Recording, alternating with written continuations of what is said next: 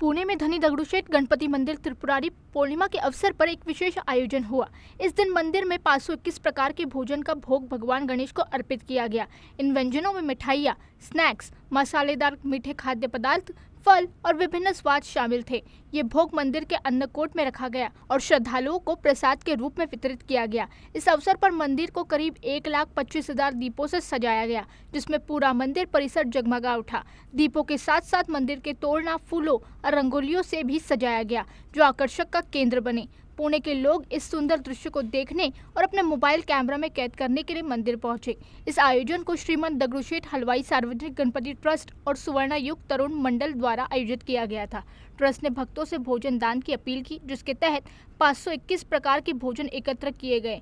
यह आयोजन मंदिर परिसर को सजाने और भक्तों के लिए प्रसाद वितरण के रूप में एक सुंदर अनुभव प्रदान करता है।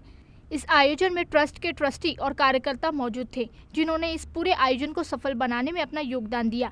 इस प्रकार त्रिपुरारी पूर्णिमा के अवसर पर दगड़ूशेठ गणपति मंदिर में हुआ दीपोत्सव अन्नकूट का आयोजन भक्तों के लिए एक धार्मिक और सांस्कृतिक अनुभव बन गया। दरवर्षीच्या प्रथेप्रमाणे आज त्रिपुरारी पौर्णिमेनिमित्त आपल्या दगडूशेठ हलवाई गणपती मंदिरामध्ये अन्नकूट दीपोत्सवाचा मोठा उत्सव साजरा केला जातो।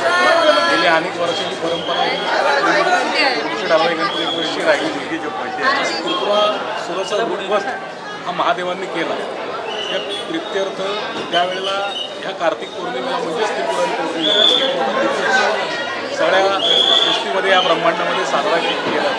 त्याचंच प्रतीक म्हणून आज गणपती बाप्पांचा आपण बघताय की एक दीपोत्सव चांगला साजरा केला।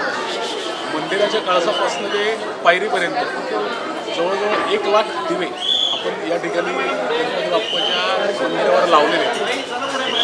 सगळे शुद्ध तेलाचे दिवे ते काचेमध्ये आपण लावतो।